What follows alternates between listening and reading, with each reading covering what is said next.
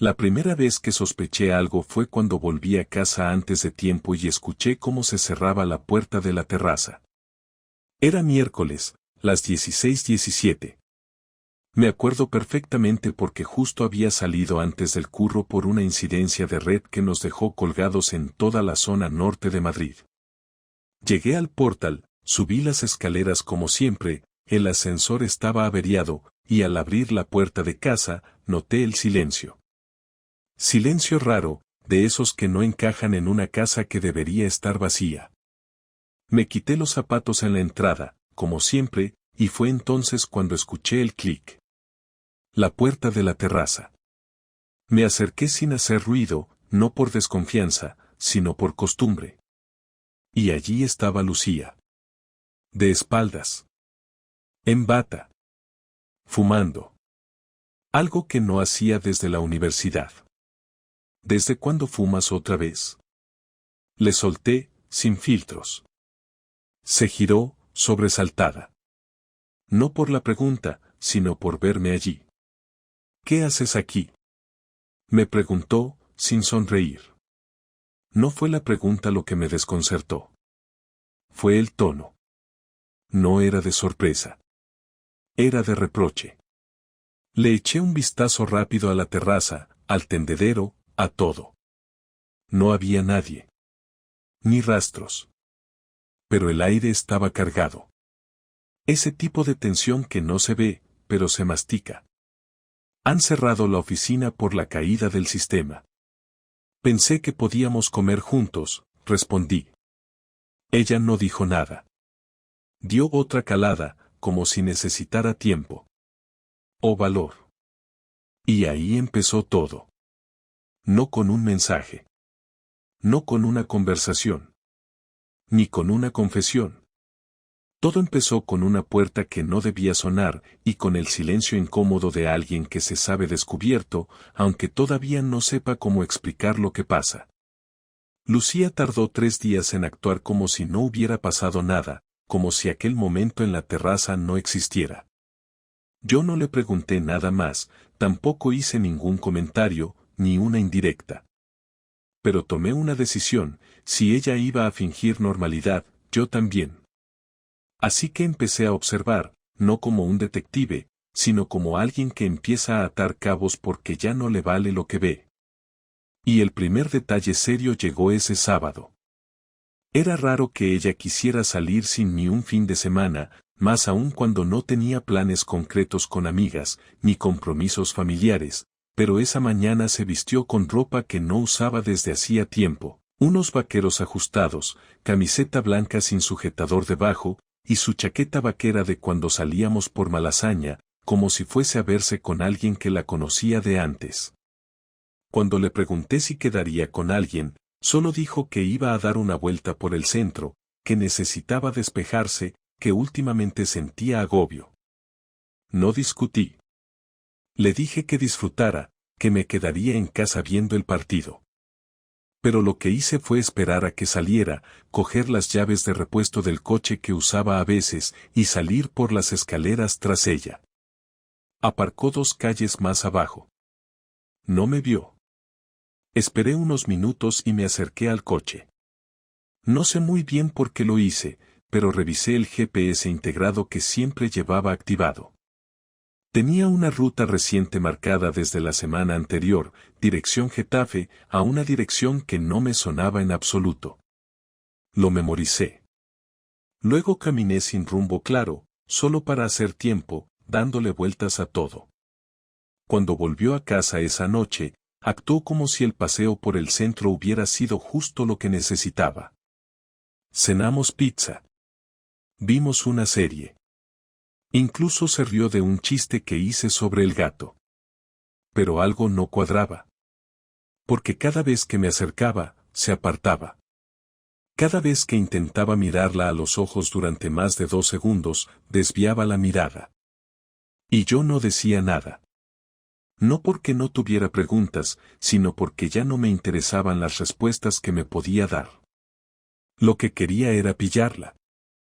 Con pruebas, con hechos, con todo lo necesario para no tener que escuchar excusas. El martes siguiente me tomé la mañana libre. Le dije que tenía una revisión médica, algo que no le llamó la atención porque solía tener varias al año. Esperé a que saliera a trabajar, y entonces conduje hacia la dirección de Getafe que había visto en el GPS. Tardé unos 40 minutos. Era un bloque de edificios sin nada especial, una zona residencial normal, ni muy buena ni muy mala.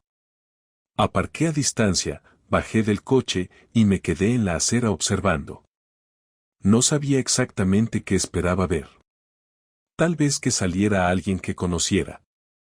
Tal vez que Lucía apareciera por sorpresa. Pero no fue así. Pasaron 2 horas sin nada interesante. Ya me iba a rendir cuando vi algo que me descolocó por completo. Lucía. Bajando de un coche rojo que no era el suyo. Con un hombre que le abrió la puerta. No se besaron ni se abrazaron, pero ella reía. Caminaban juntos, demasiado cerca. Él tenía el brazo muy cerca de su espalda. Entraron al portal y desaparecieron. Me quedé congelado. No hice nada. No grité, no corrí. Solo regresé al coche, cerré la puerta, y estuve allí, en silencio, con las manos en el volante, sin saber si quería vomitar o llorar o romper algo. Ese mismo día no le dije nada. Cuando volvió a casa, tenía la cara cansada. Me preguntó si me encontraba mejor, que si la revisión había ido bien. Le dije que sí. Cocinamos tortilla y hablamos del trabajo como si fuéramos compañeros de piso. Pero ya estaba hecho. Ya lo sabía. Ya no era una sospecha. No era una corazonada. Era Lucía saliendo del coche de otro hombre en una zona donde no vivía nadie que conociera, entrando a un edificio con él, riéndose, mientras yo, su marido, estaba escondido como un idiota mirando desde la acera. Los 2 días siguientes me dediqué a investigar quién era el tipo. La matrícula del coche rojo me llevó a una página de seguros donde pude averiguar el nombre del propietario, Enrique Fernández. Busqué en LinkedIn. Trabajaba en la misma empresa que Lucía, en otro departamento. Casado. Con 2 hijos. Vivía en Móstoles. Su perfil público era ridículamente normal. Parecía un hombre cualquiera, de esos que nadie recordaría si te cruzaras con él por la calle. Y sin embargo, ahí estaba. Follándose a mi mujer. Probablemente desde hace meses. No sabía que me dolía más. Si la traición en sí o la tranquilidad con la que ella seguía con su vida, como si yo fuera un mueble más en la casa. Porque eso era lo que me había convertido, un adorno. El hombre con el que desayunaba mientras mandaba mensajes a otro. El tipo que llenaba el lavavajillas mientras ella se duchaba en casa de un colega. Sentí rabia, pero también una especie de resignación podrida. Ya no había vuelta atrás. El daño estaba hecho. Lo único que me quedaba era decidir cómo jugar mis cartas. No podía seguir viviendo bajo el mismo techo con ella sabiendo lo que sabía. Cada mirada suya me parecía vacía, cada sonrisa una burla. Pero no soy de los que gritan sin pruebas, ni de los que hacen escándalo para que todos los vecinos escuchen. Quería enfrentarla de frente, mirarla a los ojos y ver qué cara ponía cuando ya no hubiera forma de negarlo. Así que elegí un momento en que no pudiera escabullirse. Fue el sábado por la noche, después de cenar, mientras fregaba los platos. Ella estaba sentada en el sofá viendo la tele, como si no pasara absolutamente nada en el mundo, como si todo estuviera bien. Me sequé las manos, apagué la luz de la cocina y entré al salón. Apagué la televisión con el mando sin decir una palabra y me senté frente a ella. Quiero que me digas quién es Enrique Fernández, dije, sin subir el tono. Lucía se quedó paralizada por un segundo, pero solo por un segundo. Se recompuso muy rápido, demasiado rápido para alguien que supuestamente no tenía nada que ocultar. No fingió desconocimiento, no preguntó quién era. Simplemente puso cara de fastidio, como si le molestara que le sacara el tema. ¿Por qué preguntas eso? Porque lo vi todo, contesté sin vacilar. Te vi bajar de su coche, te vi entrar con él a ese edificio en Getafe. Tengo la matrícula, su dirección, su nombre completo. Trabaja contigo. ¿Cuánto tiempo llevas acostándote con él? El silencio fue largo. El tipo de silencio que hace que cualquier otra conversación que hayas tenido en la vida parezca ridícula. Ella me miró, cruzó los brazos y, en lugar de negarlo, suspiró. No es lo que piensas. Ah, claro, dije, soltando una risa seca. Entonces explícame qué es. Porque si me dices que es solo un compañero que te lleva a casa cuando llueve, te juro que me levanto y te dejo hablando sola. Lucía se levantó del sofá y empezó a caminar por el salón como si eso le ayudara a encontrar una excusa, pero no encontró ninguna. Al final se giró hacia mí, con los brazos en jarras, y soltó lo que probablemente llevaba tiempo preparándose para decir. Sí, estoy con él. Hace unos meses. No quería que lo supieras así, pero tampoco sabía cómo contártelo. ¿Meses? Repetí. ¿Cuántos? ¿Desde cuándo? Desde enero, dijo, bajando la voz. Las cosas entre nosotros no iban bien, Álvaro. No puedes decir que no lo notabas. Así que en vez de hablar conmigo, de intentar arreglarlo, decides abrirte de piernas con otro. Perfecto. No seas vulgar, espetó, alzando la voz. No tienes ni idea de lo que estaba pasando por mi cabeza. Me sentía sola. Tú no estabas aquí, pero no estabas. Solo te importaba el trabajo, los partidos, tu rutina. Yo necesitaba algo más. Sentirme viva. Sentirme vista. Pues mira qué bien, respondí. Ya te ve. Te ve tanto que te recoge en coche, te lleva a un piso y te folla mientras yo caliento la cena. Me miró con una mezcla de rabia y culpa, pero no lloró. Ni una lágrima. Ni un gesto de arrepentimiento real. No intentó acercarse. No dijo que se había equivocado. Solo se quedó ahí, con los brazos cruzados, como si estuviéramos hablando de quien tenía que bajar la basura esa semana. ¿Y ahora qué? Le pregunté. ¿Vas a dejarlo? ¿Vas a irte con él? ¿Quieres que me largue yo? No lo sé, respondió después de unos segundos. No sé qué quiero. Sé que esto no puede seguir así. Pero tampoco quiero que esto acabe a gritos. Tranquila, no voy a gritar. Me dan más asco los lamentos falsos que los cuernos. No fue algo planeado, Álvaro, dijo, ahora con una voz más suave. Me dejé llevar. Él estuvo ahí cuando yo me sentía invisible. No lo busqué, pasó. Claro. El clásico pasó. Como si fuera a tropezarte con una baldosa. Pasó porque quisiste que pasara. Y siguió pasando porque te gustaba. No tienes derecho a hablarme así. No eres perfecto. No soy perfecto, pero tampoco soy un hipócrita. Nunca te mentí. Nunca me acosté con nadie más mientras dormía a tu lado. Ella se sentó, derrotada, pero todavía sin mostrar verdadero remordimiento. Y eso fue lo que más me dolió. Que me dijera que no sabía qué quería. Que no lo negara, pero tampoco se disculpara. Como si yo tuviera que entenderla, como si el engaño fuera algo negociable. Me levanté, me fui a la habitación y empecé a hacer una lista mental de todo lo que tenía que cambiar. Ya no había vuelta atrás. Esa noche no dormí. Y lo peor no fue la rabia, sino esa especie de vacío que se mete dentro cuando te das cuenta de que la persona que elegiste no era quien creías. No lo pensé demasiado, la verdad. No me levanté al día siguiente con una idea maestra ni me pasé horas planeando como un genio. Solo me senté en la cocina, con una libreta, un café y un boli.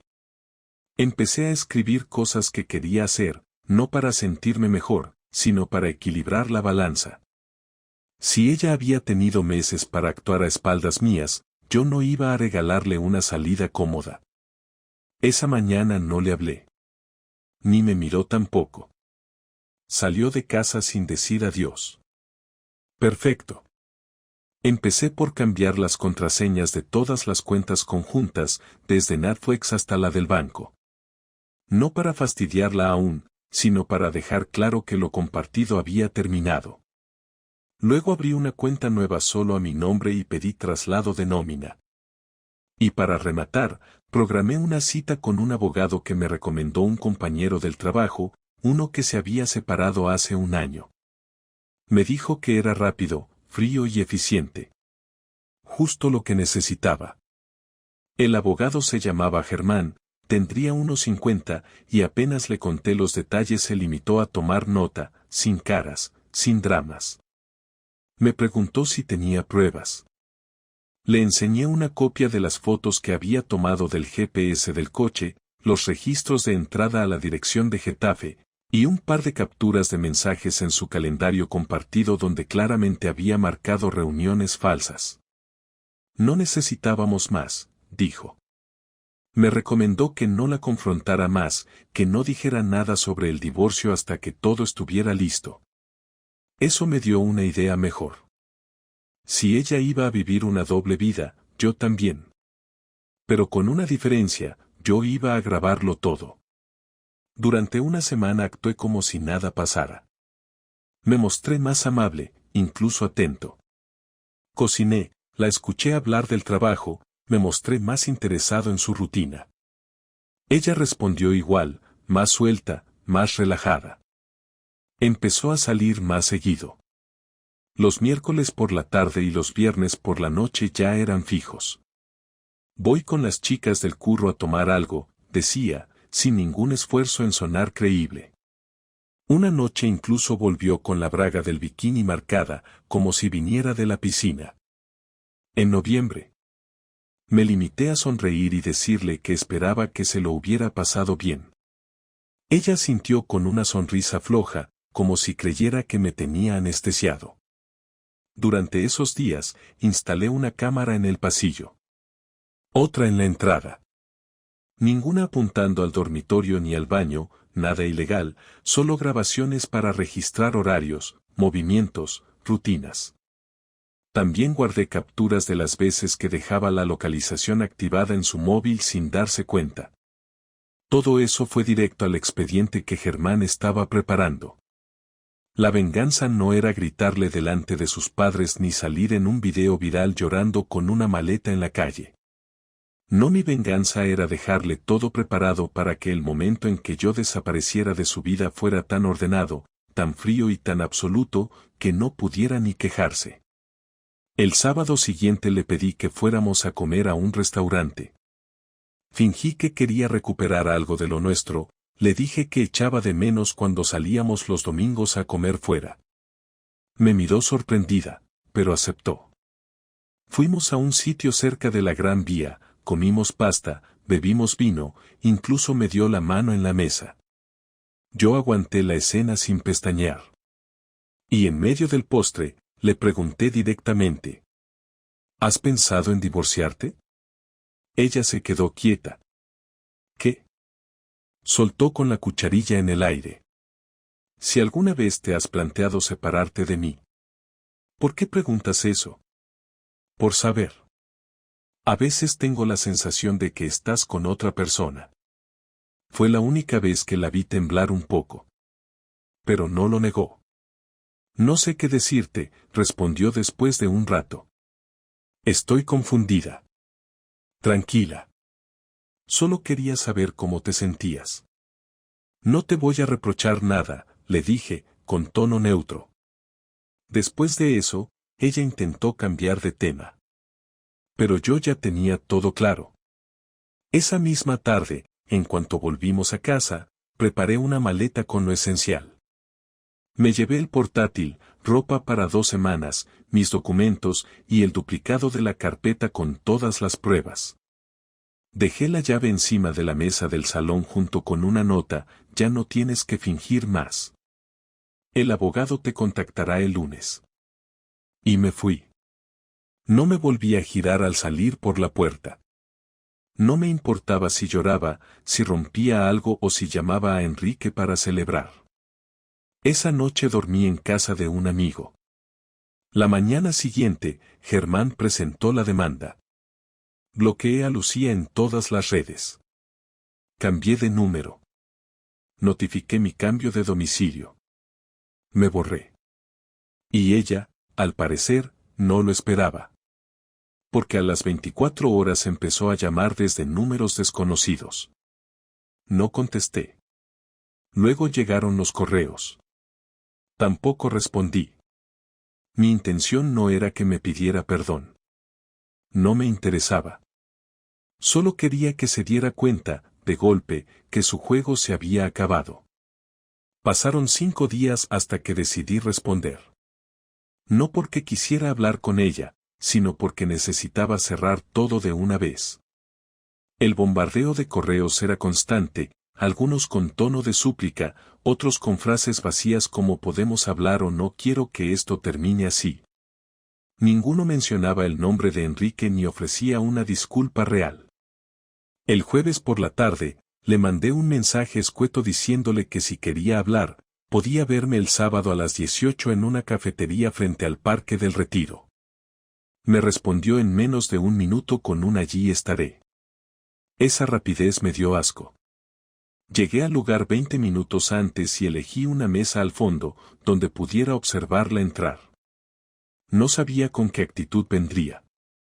Si con lágrimas o con rabia, si querría manipularme o simplemente entender que había hecho tan mal como para que la dejara sin aviso.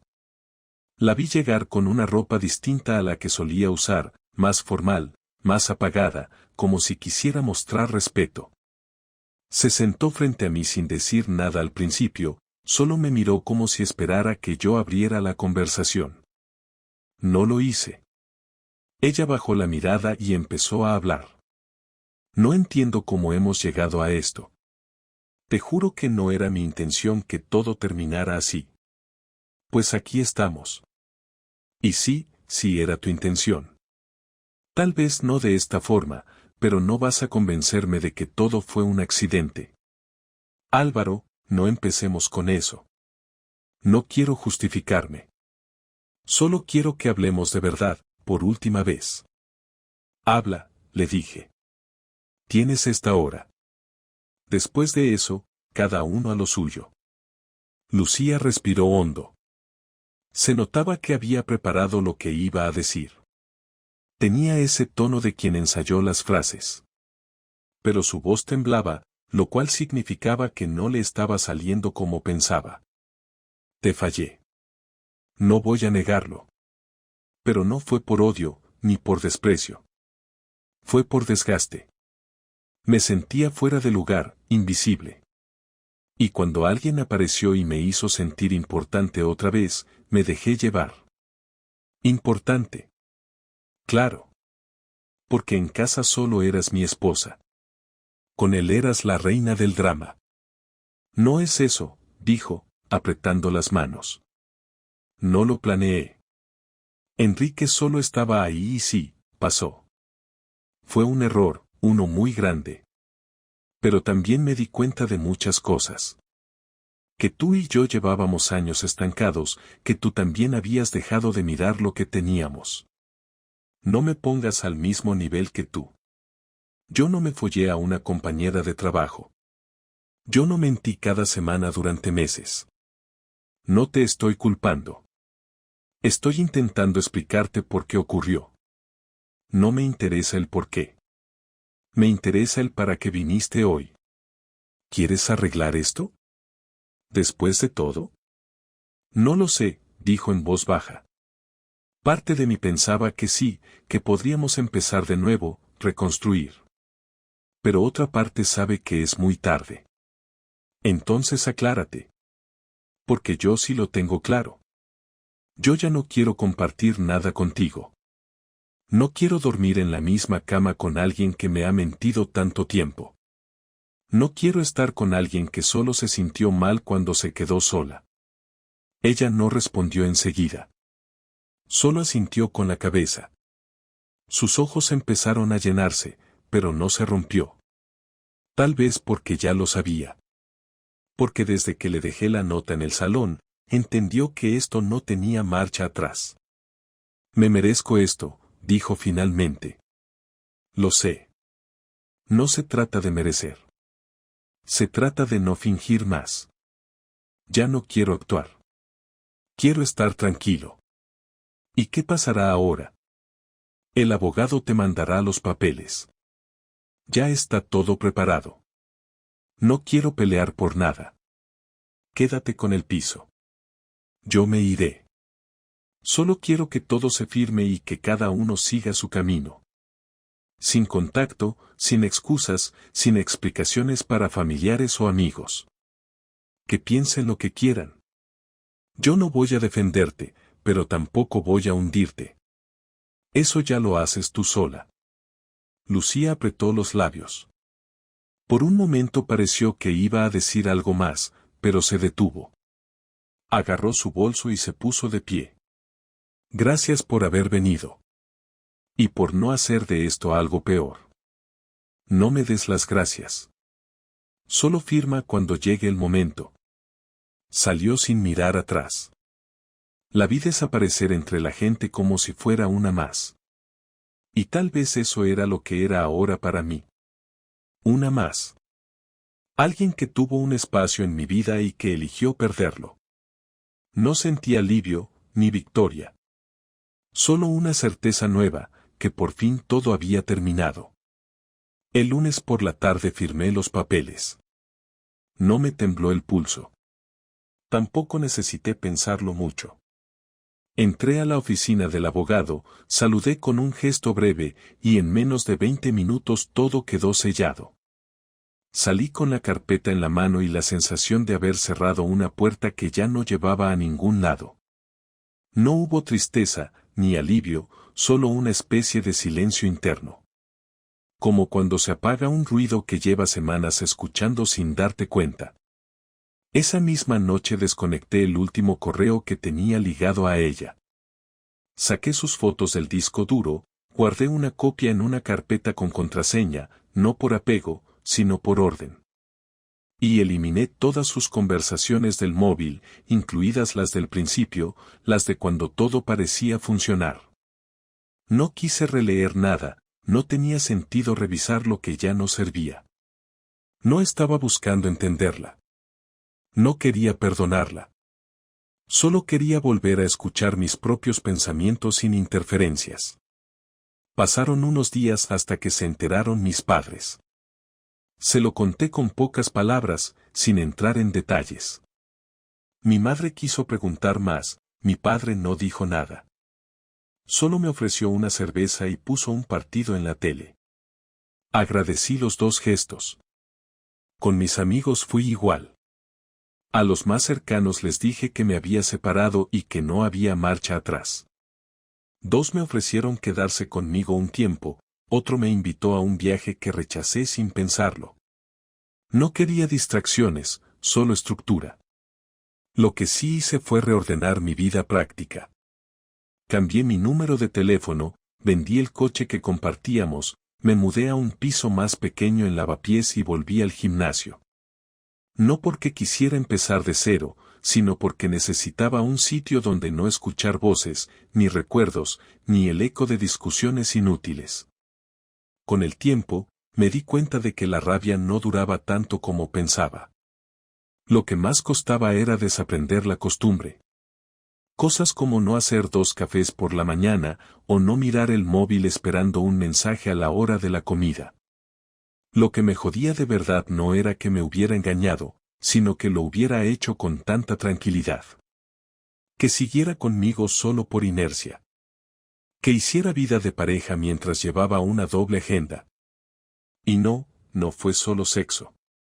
Fue mentir durante meses sin que se le notara, fue aprovecharse de mi confianza como si yo fuera un trámite, un mueble más en su salón. Eso fue lo que más me costó digerir. Una tarde de domingo, mientras volvía del supermercado, me crucé con una pareja que caminaba abrazada. No les presté atención hasta que escuché la risa de ella. Era Lucía. Iban del brazo, con la misma naturalidad con la que antes caminaba a mi lado. No me vio. O sí, pero no reaccionó. Me aparté sin decir nada, como si fuera un desconocido más. Al llegar a casa, no sentí rabia. Me sorprendió eso. No me molestó verla con él, ni su risa, ni su despreocupación. Solo pensé que cada uno se acomoda con lo que le queda. Si eso era lo que había elegido, que lo disfrutara. No era mi problema. Ahora, meses después, mi vida no es mejor ni peor, solo es distinta. Trabajo las mismas horas, sigo comiendo en el mismo bar de menú, sigo teniendo las mismas rutinas de siempre. Pero hay una diferencia importante, ya no espero nada de nadie. No porque me haya vuelto desconfiado, sino porque entendí que uno no puede vivir dependiendo de la honestidad ajena. Hice lo que tenía que hacer. Aguanté hasta que entendí que no tenía sentido seguir aguantando. Me fui sin gritar, sin venganzas baratas, sin convertir mi historia en un espectáculo. Y eso, para mí, fue suficiente. No tengo planes de volver a empezar una relación. Tampoco digo que nunca lo haré. Pero ahora mismo estoy bien así. Me basta con saber que duermo tranquilo, que no tengo que revisar la vida de nadie, que no tengo que fingir interés cuando algo por dentro ya está roto. Aprendí que no todo se arregla con diálogo, que no siempre se trata de mejorar la comunicación. A veces, simplemente, alguien ya tomó una decisión sin decírtelo, y lo único que te queda es aceptar que tú llegaste tarde a una conversación que ya estaba cerrada. Este no es un final feliz. Pero es un final. Y eso, después de todo lo que pasé, ya es bastante.